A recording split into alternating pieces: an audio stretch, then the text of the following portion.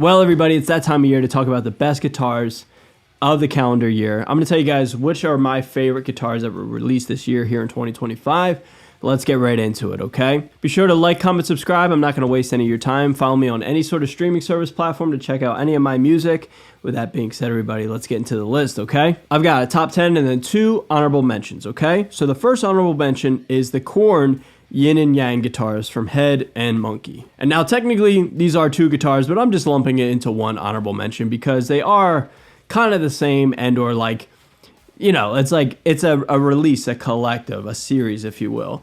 And these guitars really didn't catch my eye in the beginning of the year when they were announced around the NAMM time, 2025, like January area. But like they meaning Ibanez, just released a promo video last month while I was on tour. I think it was in Australia when it was announced, or maybe Japan, I don't remember. Anyway, watching that video, I was just really taken aback, and like I grew a sense of appreciation, not necessarily for the guitars, but the idea and the message behind the promo. The video and the kind of mini documentary really delved into how impactful the Korn 7 strings were and or are, and how the origin all started from Passion and Warfare, more or less, where Monkey was a fan of Steve Vai's album and Steve Vai's playing, and how the the universe really spawned the sound of the 7-string metal guitar player, and how Korn was one of, if not the first band to really push the 7-string. So that in itself was a really cool kind of story. I know that story, and I'm, very familiar with that lore and that, chain of events with Steve Vai, Ibanez, and Korn. But it was just cool to see, this release.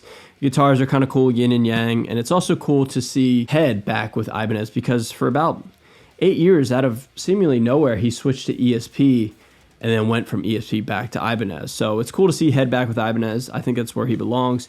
I think that's, coinciding with Korn. It's like Korn and Ibanez, Korn and Adidas, like, they're very similar, and those brands go well together. So anyway, man, I like these guitars, but again, I'm really just more interested in like the idea, the message, the lore, the promo behind these guitars. And yeah, it's just cool. It just, I don't know, caught my eye, and I just want to give some love and appreciation to those guitars.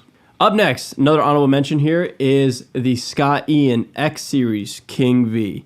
Now, I just really like this guitar for 2 reasons. Jackson and the Black Beauty aesthetic. I'm a huge fan of Jackson. Obviously, I announced last month I'm on the Jackson artist roster, and I think the King V is, I think so. I think I'll say that the King V is my favorite model from Jackson currently. And Scott Ian does it right. He does like the classic aesthetic, but with a modern flair and like, more weaponry-esque kind of shape. The King V, Black Beauty, black aesthetic with the gold hardware and the block inlays. Really, really beautiful guitar. Let's get into my actual top 10. Starting right now, this might be a bit of a hot take, but I'm going to go with the SE Herman Lee signature guitar from PRS. The Clio, I believe it's how it's pronounced, the model name. Yeah, what a crazy announcement for Herman Lee to go to PRS. Now, utmost transparency, I'm not the biggest fan of how these guitars look aesthetically and visually. However, to see PRS take a huge swing and, swing for the fences and just go for it. Like, I'm a huge fan of that. I'm so tired of brands just doing the same old thing for eons, right? It's cool to see a brand that's not necessarily known for like high gain metal stuff. I mean, there are some exceptions, obviously, but PRSs are kind of like a more, in my opinion, reserved kind of classic rock or like elegant kind of sound. But the Herman Lee is nothing but like reserved. It's wild, it's bombastic, it's in your face, and in the best way possible. Those are nothing but compliments. I can say right here, like, I'm not necessarily the biggest fan of how the guitar looks, but I appreciate Herman's and PRS's vision for creating this guitar, and like I said, just going for it and doing something that seemingly doesn't really exist out there. And for that, I have to give credit where credit's due. I think that is a huge win and a huge talking point for the best guitar of 2025. Number 9 is the John Brown Zenith guitar from Schecter. This is a USA model, and I believe it is in fact the first USA model from John Brown and Schecter, because Brown has always been like, with Schecter for a couple years, but it's always been imports, and I believe this is the first USA model. And for that, the price point goes up literally double. I love this guitar so much. I love the finish, The black and gray, black and silver is a really cool aesthetic. One pickup, that's obviously my speed. And it seems like a lot of guitars anymore are just doing the one bridge pickup for metal. And that's so cool, man. Because you guys know me anymore. I just rip out all my neck pickups a lot for all my tour guitars and then put, the beautiful Jenna in there instead. I don't really need neck pickups much. I don't really use them. And it's just kind of cool how that seems to be a bit of a trend. There's another guitar on this list that also did that. But yeah, congrats to John Brown. Congrats to Schecter. I'm a huge fan of this guitar. I think this guitar looks way better than any of the other previous models that Schecter and John Brown have come up with. No disrespect, just being very honest. The USA Zenith, very, very cool guitar. Number 8, they're brand new out there, and these are the Bats in Flight from Gibson and Epiphone. These Les Pauls, I don't know if too many people have seen these yet. I just kind of found out about these through a friend and through seeing them myself when I had an off day in Ohio on this past tour. These are kind of cool, man. They're kind of interesting. They look kind of like something from Schecter, but I really appreciate the finishes that are available. I love the purple from Epiphone, and Gibson has a couple different variants as well. The Gibsons are 10 grand, and the Epiphones are like $800 or $900. So if you want to pay 10 times the amount of money, you can get a Gibson. I think they're just collectors at this point. But I really dig the Epiphones. I like the black burst and the purple burst. Something a little different from Gibson and Epiphone, because Gibson and Epiphone are kind of known for being dad rock guitars. So it's cool to have a little bit of an edge, and I can totally understand if the bat inlays aren't your thing. I'm a fan of it. I think it's cool. It's something different. Who cares if it's a little Misfits-esque or, like I said, Schecter. It's cool, man. I think it's cool. I think it's something different, and I appreciate different. Number 7, a guitar I've played and the guitar that's been on this channel is the Charvel Angel Vivaldi Signature 7-string.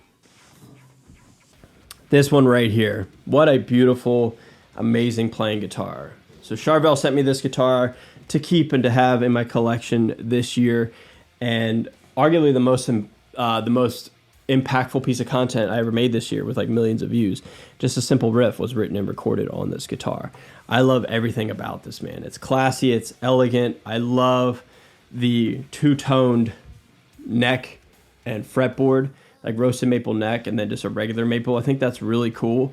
Most people would view that as an eyesore. There's one controversy about 6 years ago where a company messed up the roasted maple fretboard. You guys remember that, I'm sure.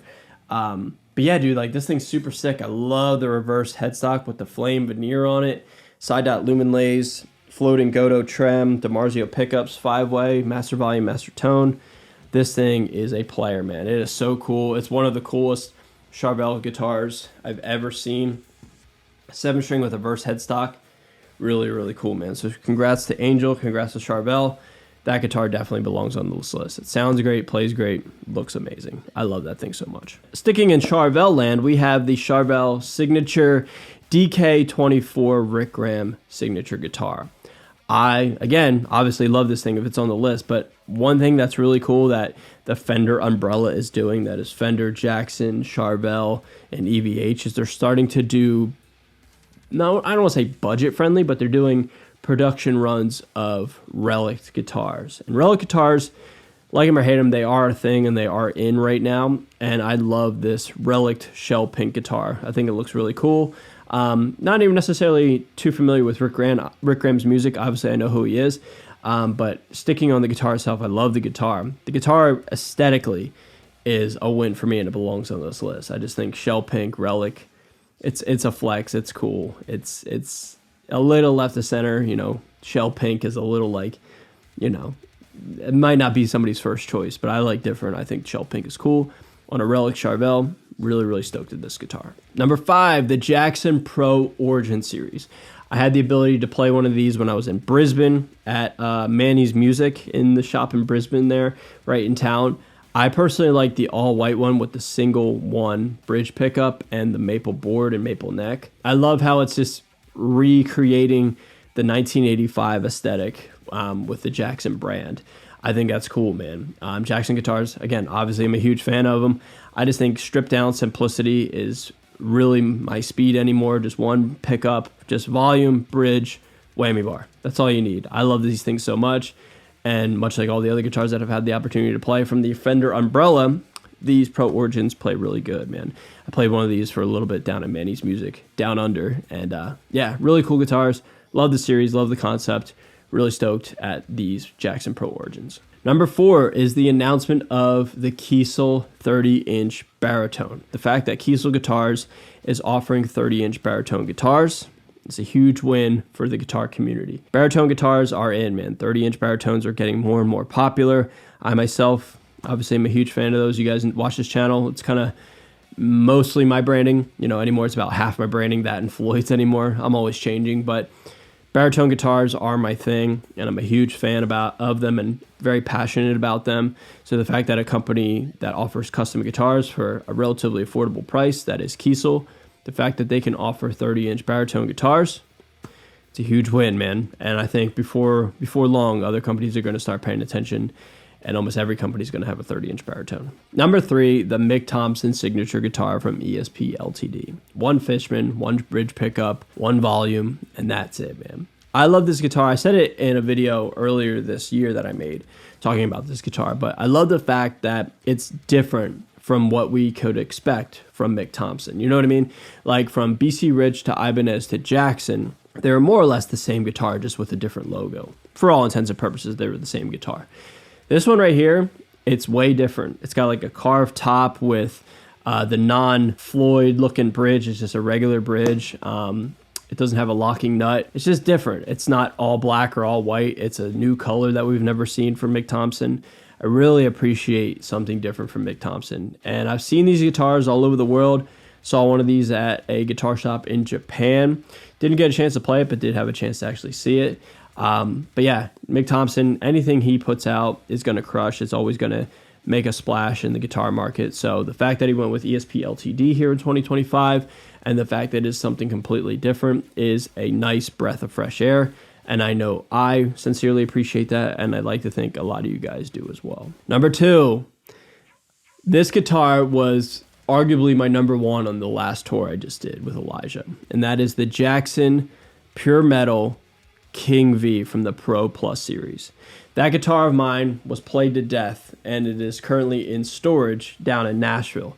That guitar is so sick, man. The thing I love about it the most is the output. I don't know if it's the guitar itself specifically. I don't know if it's the body shape, and I don't know if it's the Fishman pickup in there, but that thing has so much output to where I don't have to play very, very hard or very, very clean. Throughout the live set, I was doing a lot of whammy bar tricks, like pinch harmonics and like natural harmonic dive bombs and like the flick, like the dime flick, depress, pull up, harmonic kind of squeal thing. I could get that so easily, and I think it's because of the Fishman Modern and that's in there. It was just so easy to play that guitar live, and it sounded amazing, and it just allowed me to be really expressive with the whammy bar and just do a bunch of tricks that translated well in a live setting. I love that thing so much, man. I played the thing all over the United States. It was, like I said, my number 1 or tied for my number 1 for my number 1 guitar on the last US tour. That guitar was really the catalyst of me becoming a Jackson artist. Once I got that guitar, I was like, okay, it's time. I want to do this. I want to talk to Jackson about this opportunity. So thanks to that King V, man, that changed everything for me and the trajectory of my career. But number 1, still, all throughout the year, this was my number 1 guitar of the year. And again, I played one of these at Manny's Music down in Brisbane. That store was amazing, dude. But number 1 for me is the Charvel Super Stock, the relict cream-looking guitar with the red pickguard and the cream DiMarzio pickups. This thing right here is so perfect, man. Relicing is in. I'm a fan of relicing. I prefer natural relicing, but let's be honest, like if you have a relic guitar, you don't have to worry about it so much. But that guitar aesthetically is still my favorite of the year. And then having the opportunity to play one just for a couple minutes at a store, that just further validated that this guitar is in fact my number 1 of the year. I love this thing. Plays like butter. The model I played, the one unit that I played down in Brisbane. Really cool guitar. This guitar was my number 1 halfway through the year when I made a video about best guitars so far. But here in the end of 2025, it's still my favorite guitar of the year. So everybody, that's my video. Thank you guys so much for sticking with me to the end of this video. If you can't tell, I'm a little under the weather just from traveling and holidays and stuff like that. I'm fine. It's just, you know, it might sound a little stuffy, but I want to turn it over to you guys. What are some of your favorite guitars of the year? Do you agree with my list? Do you disagree? Did I leave anything off? I'd love to hear from you guys down below in the comment section, okay? I love you guys so much. Thank you so much for always tuning in and always being so good to me. I'll see you guys in a video very, very soon. And with that being said, bye. Later, guys. I ran out of words. Love you guys. Bye.